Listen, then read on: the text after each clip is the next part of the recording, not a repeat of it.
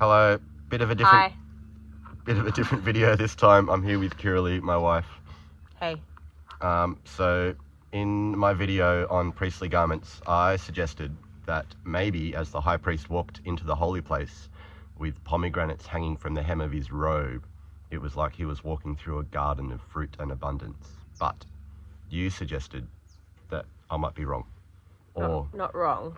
there might be more to it. Just, did you forget our previous interactions with pomegranates? So a while ago, when you were reading Exodus 28, you got into pomegranates and you sent me a text. Do you remember what the text said? What the heck is with the pomegranates? Yep. And then you went down a pomegranate rabbit hole.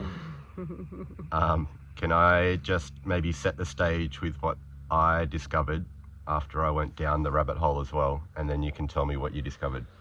Sounds good. Okay, so Deuteronomy describes the promised land as having streams and fountains and springs and grain and vines and figs and olives and honey and pomegranates. And Exodus 28 says that the high priest wears pomegranates all around the hem of his robe. And there's pomegranates engraved on the pillars of the temple. That's a lot of pomegranates. That is a lot of pomegranates. It's not just the Bible though. Pomegranates held a special place in the lives of Israel's neighboring nations. So in the Persian Empire, pomegranates were associated with eternal life and fertility and immortality.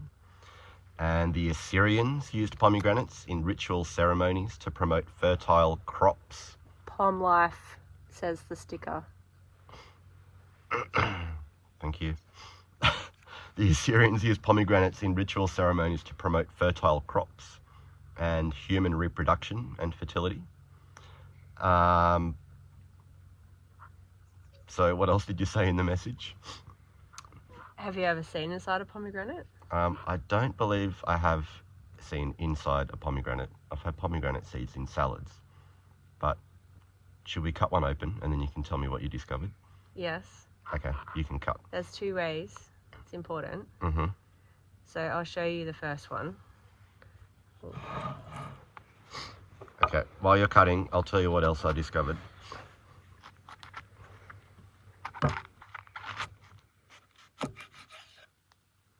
Whoa. It's dripping.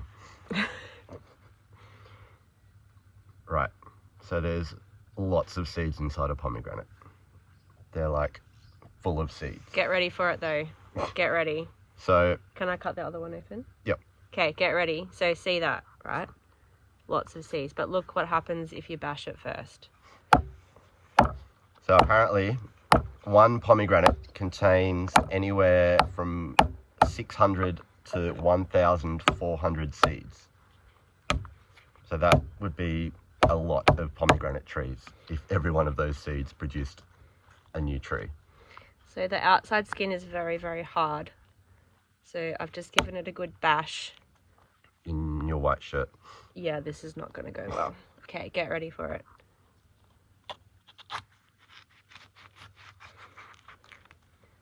Literally bursting out and dripping all over everything. But seriously, like, they just keep coming. Like, where are they all hiding? So it seems like pomegranates are full of life.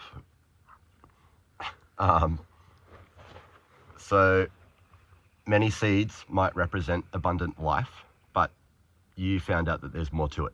What did you find out? Can you read your text? Yep. So this was a Jewish rabbi's reflection on the pomegranate. The pomegranate is a biblical sign of blessing. Most fruits are made up of pulp and seeds. The pulp of the fruit is what the fruit uses to sustain and feed itself. The seeds of the fruit are what the fruit uses to bring new life into the world. The seeds then are all about granting further blessing.